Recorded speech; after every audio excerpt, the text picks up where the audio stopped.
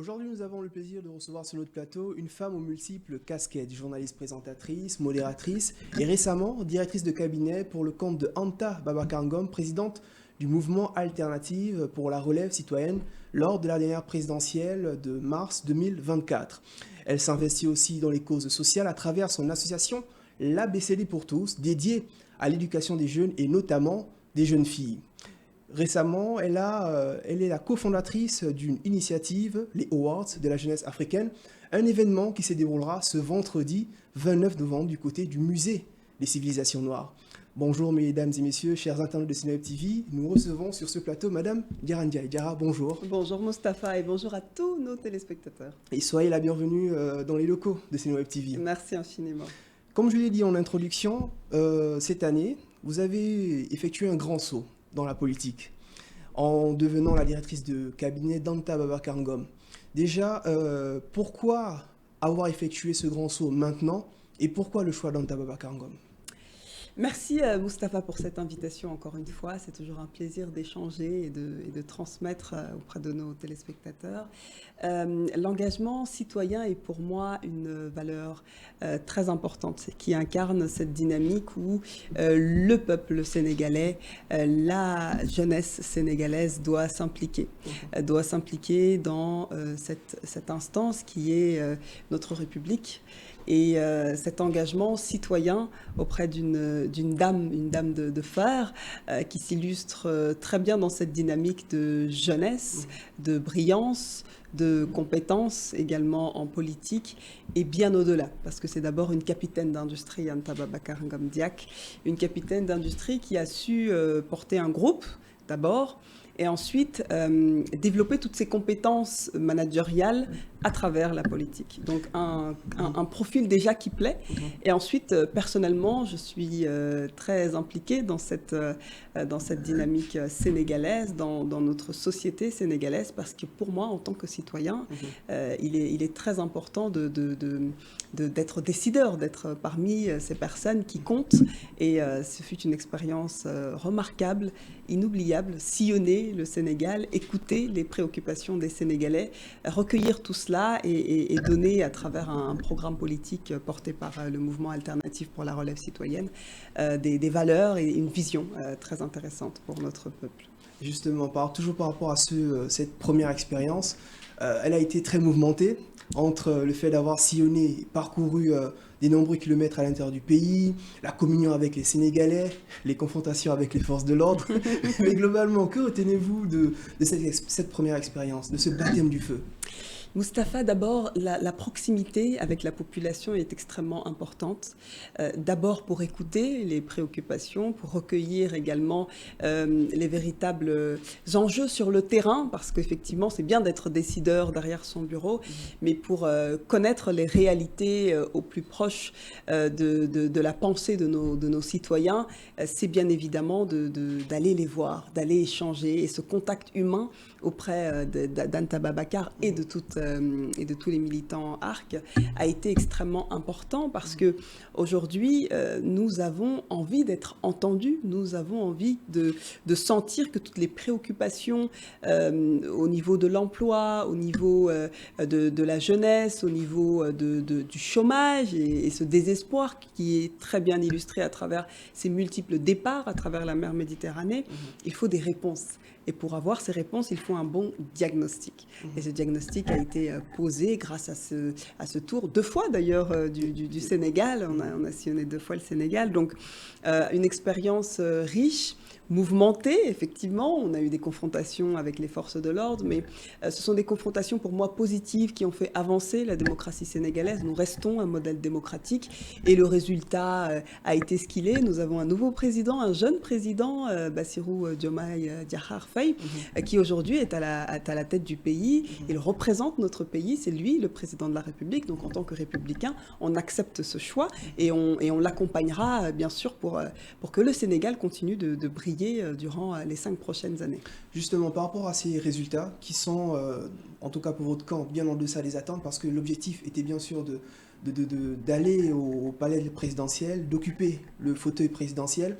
Vous avez obtenu un score de 0,34%. Quelle lecture faites-vous de ces résultats? D'abord, saluer tous les militants qui ont cru en Anta Babacar et au parti ARC, Alternative pour la relève citoyenne. D'abord parce que ces 0,34% représentent beaucoup pour nous. Ce sont des citoyens qui ont porté le choix auprès de cette brillante femme. Donc c'est un honneur pour nous. Ensuite, le contexte politique était très particulier de cette élection. On a vu des ténors de la politique sénégalaise avoir des scores bien en deçà de ces 0,34%. Donc, c'est très positif pour nous. Ensuite, elle s'est illustrée tout récemment à travers la 15e législature sénégalaise. Et elle a aujourd'hui obtenu un siège à l'Assemblée nationale. Donc, ça veut bien dire que c'est bien un nouveau visage de cette politique sénégalaise. Incontournable aussi parce que, et on le déplore, il n'y a pas beaucoup de figures féminines. Elle incarne aujourd'hui cette nouvelle génération de femmes politiques qui portent des projets pertinents et qui incarnent cette dynamique où les jeunes vont se faire entendre, les personnes compétentes vont se faire entendre, et ça, c'est à saluer. Vous l'avez évoqué, elle va faire partie des députés élus lors de cette 15e législature, parce qu'elle est membre justement de la coalition Sam Sakadou, en tant que deuxième inscrite sur la liste. Quelles sont les perspectives du mouvement ARC et plus globalement de la coalition Sam Sakadou? Alors, je suis malheureusement pas bien placée pour parler des ambitions de Sam Sakadou. En revanche, de la présidente du mouvement ARC, Anta Babacar Ngom Diack, les ambitions sont celles des Sénégalais. Les préoccupations des Sénégalais aujourd'hui sont extrêmement urgentes. Il y a des urgences à régler. On l'a d'ailleurs vu réagir dans une vidéo dans laquelle elle disait vouloir s'investir énormément pour la cause des Sénégalais. Oui, il y a le temps de la politique. Aujourd'hui, le temps de l'action est arrivé. Et à travers cette législature, cette 15e législature, elle va pouvoir porter de véritables projets. Après avoir écouté et construit son propre projet, elle va pouvoir restituer cela à travers des lois qui vont permettre de se battre pour les problématiques des Sénégalais, pour les jeunes, pour les femmes, pour l'entrepreneuriat, mais aussi pour l'économie de notre pays. En tant que capitaine d'industrie, c'est bien d'avoir eu toutes ces compétences managériales pour façonner un projet. Et maintenant, il va falloir le faire au sein de l'hémicycle. Et c'est un nouveau combat qui va être mis en place. Et je pense qu'elle va très bien le porter parce que l'écoute et la préoccupation des Sénégalais a toujours été au cœur de ce sacrifice qu'elle a mené tout le long de cette campagne électorale et tout récemment tout le long de cette campagne législative à travers la coalition Sam Sakadou. Pour fermer la page ARC, Diarra, comment expliquer ce positionnement rapide de la part d'Anta Babacar Ngom en si peu de temps? Parce qu'il faut dire qu'elle s'était lancée dans la course à la présidentielle, je crois, 6 mois avant la date initiale de la présidentielle. Et en même pas un an, elle a réussi à se positionner de manière conséquente auprès des Sénégalais. En témoignent les manifestations à chaque sortie. Mais comment expliquer ça? Parce que vous êtes aussi l'une des artisans de ce succès. Effectivement, j'ai été la directrice de communication, mais avant même ce travail de communication, c'est d'abord la figure qu'elle incarne, c'est d'abord le respect qu'elle porte et qu'elle prône quand elle est au contact des populations, et c'est surtout le travail. Pour moi, il n'y a pas de mérite. Le travail a été extrêmement acharné. Vous parliez tout à l'heure des différentes confrontations sur le terrain. Elle aurait pu, si elle le souhaitait, rester dans ses bureaux et continuer d'être dans son confort. Aujourd'hui, c'est un véritable sacrifice d'être sur le terrain. C'est un sacrifice de laisser son entreprise, de clore cette page et d'aller à la confrontation des militants, aller à la confrontation avec les autres candidats aussi. Il y a beaucoup d'échanges très intenses. Hein. C'est un sacrifice humain et je pense que la population sénégalaise a et avait besoin de cette nouvelle fraîcheur. Le mouvement alternatif pour la relève citoyenne, c'est justement créer ces nouveaux visages, créer cette nouvelle dynamique. On clôt cette page avec nos anciennes institutions, nos anciennes instances et on essaye de ramener de la fraîcheur. Cette rupture qu'on apprenait durant toute la campagne électorale a été très prégnante et c'était un besoin des Sénégalais. Et donc aujourd'hui, les Sénégalais le rendent très bien, cet amour de Anta Babacar, de ce qu'elle construit, de ce qu'elle incarne. Ça a été très rapide, effectivement. Et je pense que ce n'est que le début de cette page politique, parce que son ambition reste quand même d'atteindre cette magistrature suprême. Construit peu à peu. Le mouvement alternatif pour la relève citoyenne est encore en train de se structurer, de massifier également. Donc la campagne législative a permis d'activer, de continuer d'activer ces réseaux de militants qu'il faut saluer. C'est très difficile de s'engager en politique, hein. C'est un travail quotidien, c'est chronophage, mais elle a les ambitions, elle a les moyens, elle a l'entourage qu'il faut pour aller bien plus haut. Et je pense que ce sera une très belle vitrine pour cette 15e législature, et on félicite d'ailleurs l'ensemble des députés qui vont constituer ce nouvel hémicycle sénégalais. Diarra, votre notoriété est surtout liée à votre carrière de journaliste. Vous êtes passé par Africa 24, Canal+, RTS aussi pour votre stage. Pouvez-vous revenir un peu sur cette petite parenthèse-là de la RTS? Cette grosse parenthèse, Mustapha, une très grosse parenthèse, puisqu'elle elle a fait basculer ma carrière. Il faut savoir que j'ai étudié la science politique. J'ai été à la haute étude politique, aux écoles ça s'appelle l'école des hautes études politiques. Le nom a changé tout récemment, mais j'ai étudié la communication politique. Et dans le cadre de mon mémoire de recherche en Master 2, je devais écrire un mémoire de recherche, et je me suis dit qu'il allait être intéressant de s'intéresser au discours politique à la télévision, et c'était en 2012, et en 2012, nous étions en élection présidentielle également, et c'était, c'était en février, je ne sais plus, l'été de cette élection.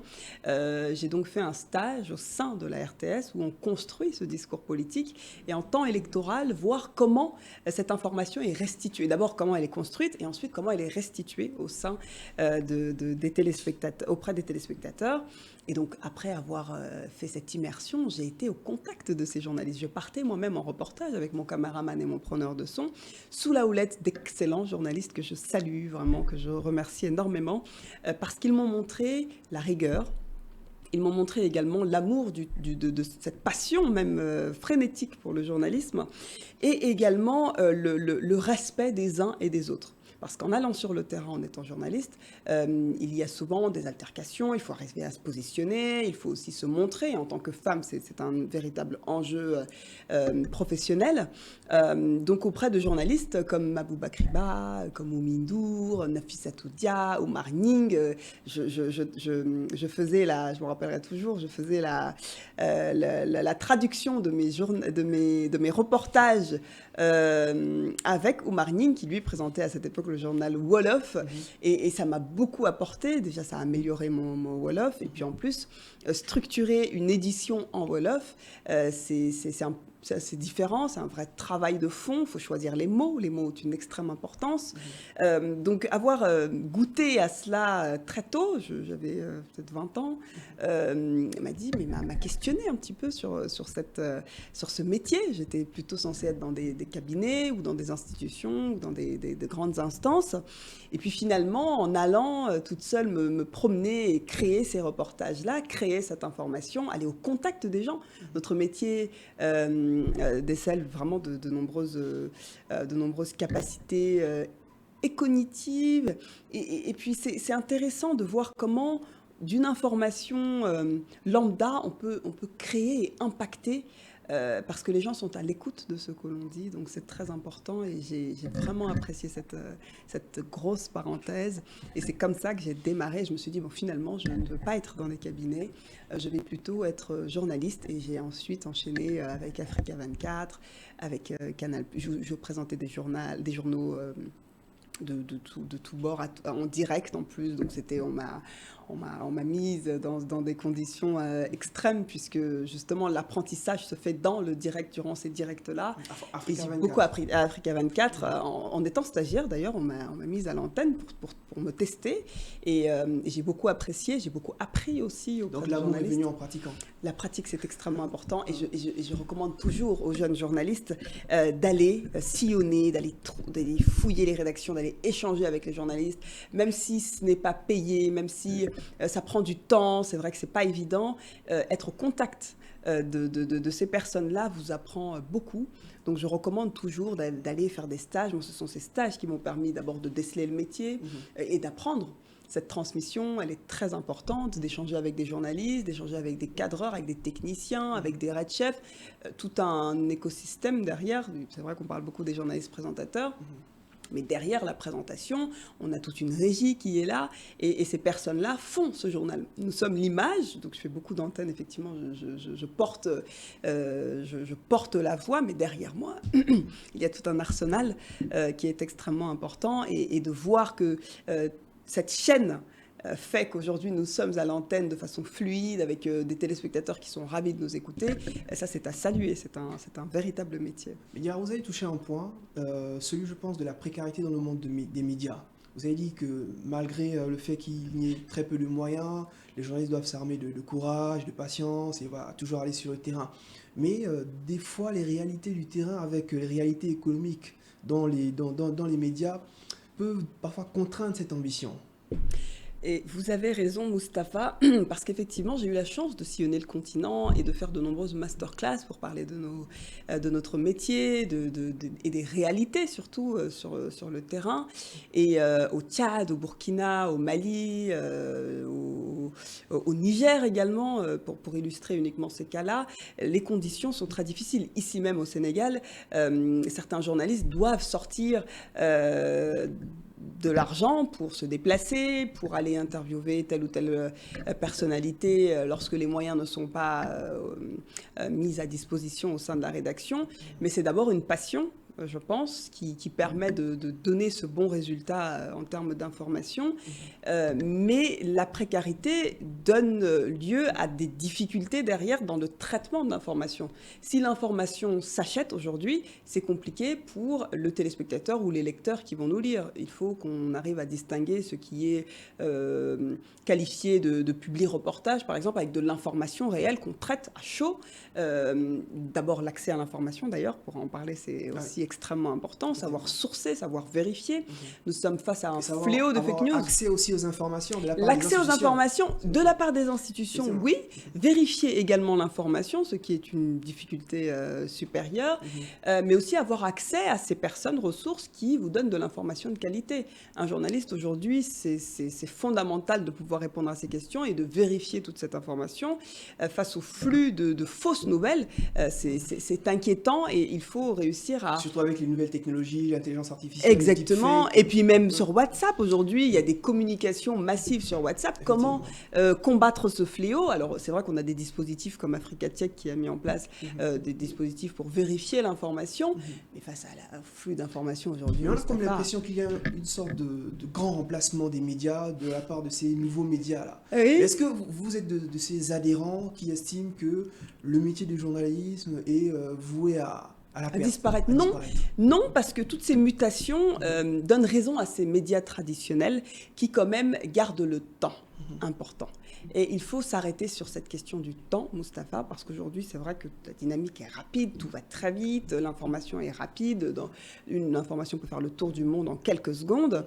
Néanmoins, le temps de vérifier cette information, le temps de traiter cette information et de la restituer par la suite, ça, les médias traditionnels quand même gardent cela et ils le font encore mieux, c'est-à-dire qu'ils prennent le temps aujourd'hui même d'analyser ce que ne fait pas c'est plus d'instantanéité, ce que ne font pas certains médias qui sont effectivement dans l'instantanéité. Alors c'est bien effectivement, mais dans cette instantanéité, comment vérifier ce qui est vrai, ce qui est faux, comment approfondir, comment se poser de réelles questions derrière, puisque à chaque fois qu'un problème est soulevé, surtout un problème de société, quels sont derrière les leviers à actionner, quelles sont les personnes à aller voir. Tout ça, c'est un arsenal, je pense, qui est important et qui doit être conservé. Donc oui, la digitalisation de l'information est importante, il faut suivre cette dynamique-là. Les médias traditionnels font en parallèle ce basculement digital, mais ils ne vont pas disparaître. Pour moi, au contraire, ils ont cette stature et cette assise de contenu de qualité.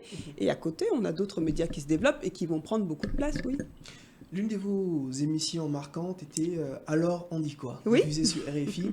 Et vous aviez pris d'ailleurs une pause en raison de l'élection présidentielle. Et vous avez promis à vos nombreux auditeurs, fans et admirateurs que vous alliez revenir avec un nouveau concept. Qu'en est-il?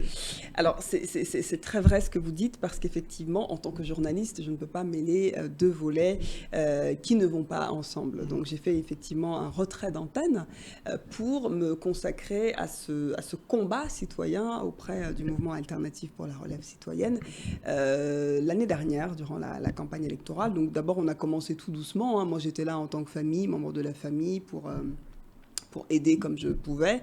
Et finalement, j'ai pris plus de place, plus d'engagement. Et puis le contexte politique a fait qu'il fallait se mouiller davantage. On a eu quand même une élection inédite l'année dernière. Donc j'ai eu envie de le faire. Mais alors on dit quoi, c'était un projet qui vraiment me permettait de donner la voix à cette jeunesse dont je fais partie, mais qui n'est pas assez entendue. Et le fait de voir des jeunes brillants qui ont des projets magnifiques, mais qui malheureusement n'ont pas cette chance, je peux dire quand même, d'avoir accès à des médias qui ont une grande écoute, je me suis dit qu'il fallait quand même faire quelque chose. Donc ça a donné naissance à un autre projet qui sont les Awards de la jeunesse africaine. Avant d'y revenir, c'est quand même de se dire que, alors on dit quoi, durant 5 ans, apporter la voix de cette jeunesse, surtout au Sahel, le contexte géopolitique fait que justement les jeunes ont des préoccupations qui sont tout à fait différentes des nôtres, complexes aussi, avec la montée du terrorisme dans certaines zones, avec l'inflation, avec le chômage également. Donc c'est vraiment un désespoir pour eux. Mais moi, j'ai envie de parler de façon positive. J'ai envie de redonner espoir. Et pour donner espoir, il faut d'abord mettre les jalons, poser les jalons pour une réussite, mais aussi les accompagner, les structurer, leur permettre d'avoir accès à des personnes, à des médias, à des communicants qui pourront bien relayer leur information.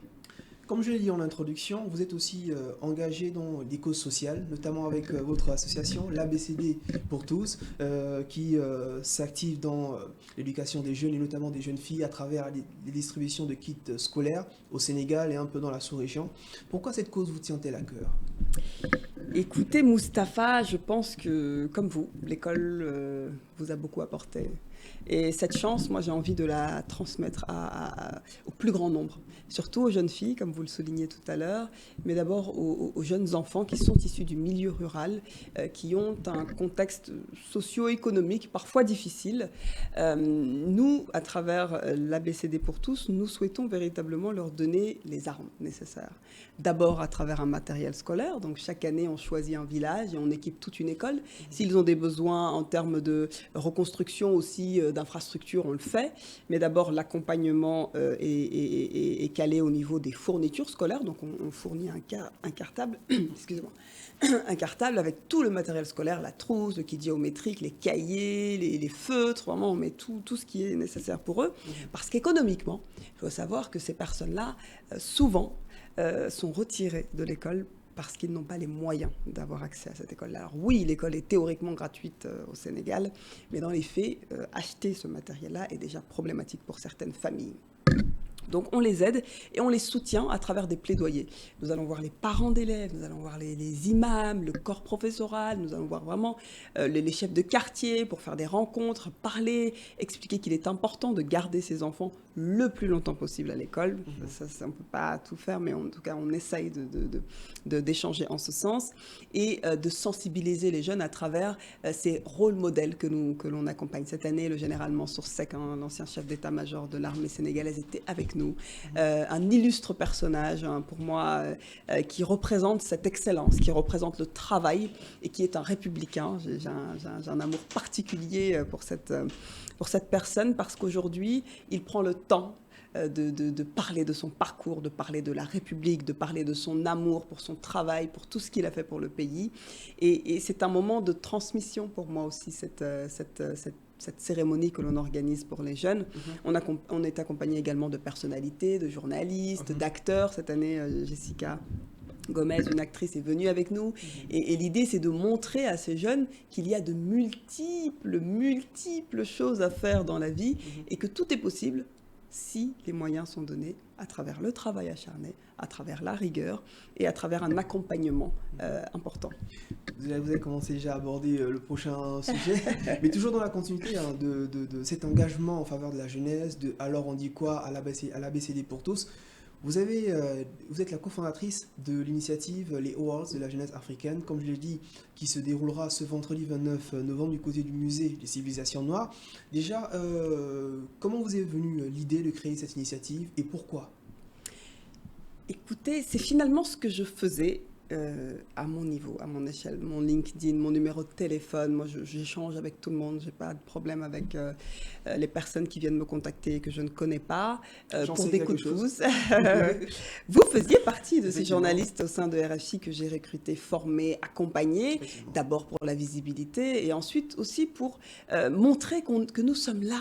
C'est important de le dire, que nous faisons des projets de qualité, que nous avons les compétences pour. On a tendance souvent à penser que les jeunes n'ont pas leur place très tôt, mais il faut les responsabiliser, ce que je faisais et ce que je vais continuer à faire, parce que pour moi, il faut tendre la main.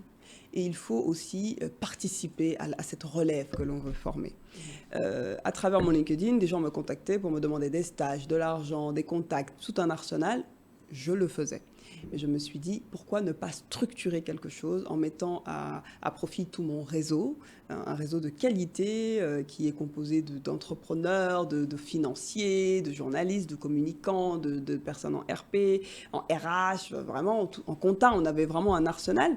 Si on structure une plateforme en leur donnant la visibilité d'abord, ça je sais le faire, je suis journaliste, je peux le faire, donc on a tout un arsenal médiatique qui est là, des partenaires médias, on a TFM, aujourd'hui on a organisé une conférence de presse avec l'ensemble de la presse sénégalaise pour parler de ce projet, mais aussi des médias internationaux comme Brut, Elle Côte d'Ivoire, Le Point également qui sera présent, TV5 Monde et mon média bien sûr, RFI France 24.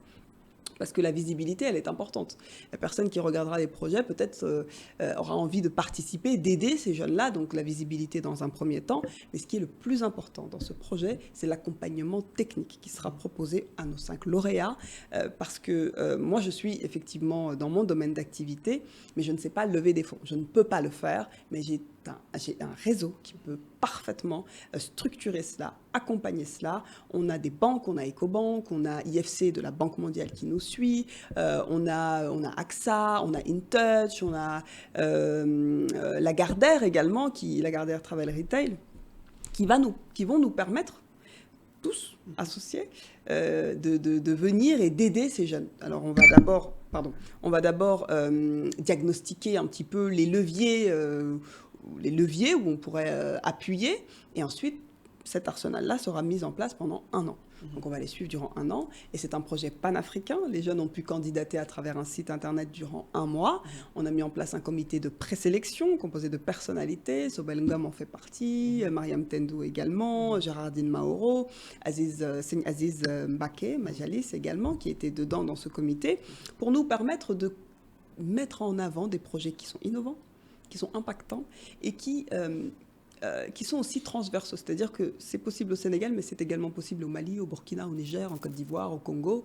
Et pour cela, on a mis en place également des ambassadeurs par pays. Et je salue d'ailleurs toute l'équipe qui est là, et les cofondateurs, Bill Diarra et Fatima Tadiaou, parce que ce projet, c'est une association de synergie. Il faut faire comprendre aux gens que seul, on ne fait absolument rien. Je peux porter effectivement ça, vous parler, mais derrière moi, il y a une équipe. Et c'est cette équipe qui fait tout, finalement. C'est cette équipe qui donne corps et qui donne vie à ce projet. Donc, j'encourage vivement les gens à créer des synergies, ne pas rester dans son coin, mais aller chercher les autres et s'associer.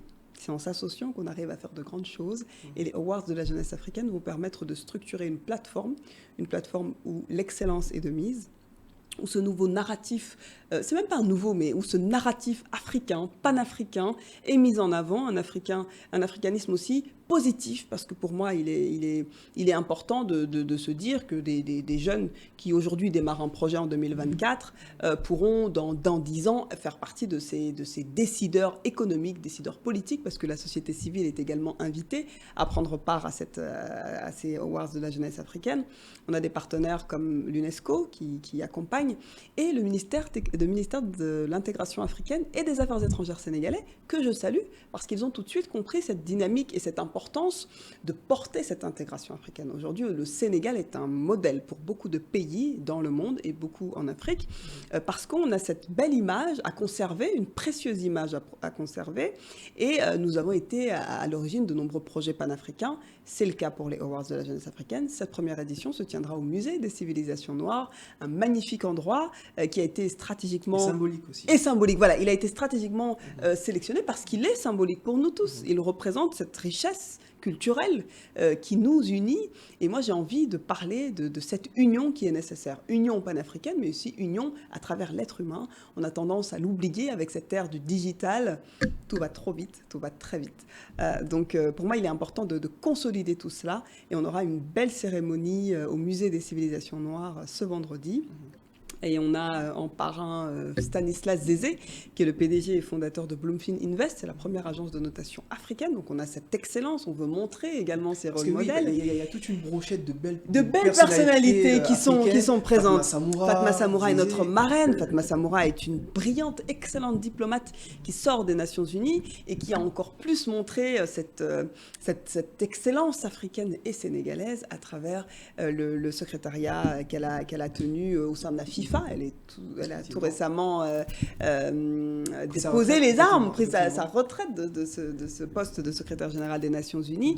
C'est une femme forte, c'est une femme de terrain. Elle a été la première femme à atteindre cette haute instance internationale. Donc c'est à saluer et j'ai envie qu'à travers les personnes qui nous accompagnent, on montre cette excellence, on montre ce rôle modèle et on est dans cette transmission.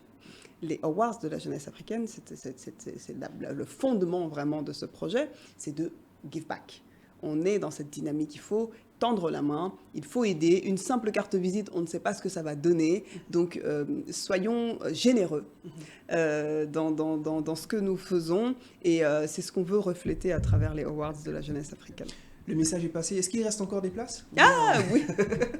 Oui, on a mis en place une billetterie au sein de notre site internet awardsjia.com et on invite les gens à nous contacter d'abord pour cette édition, mais on est déjà en train de préparer les prochaines éditions l'année prochaine qui se tiendra dans un autre pays. Cette édition-là, on envisage quand même de tourner un petit peu au sein du continent.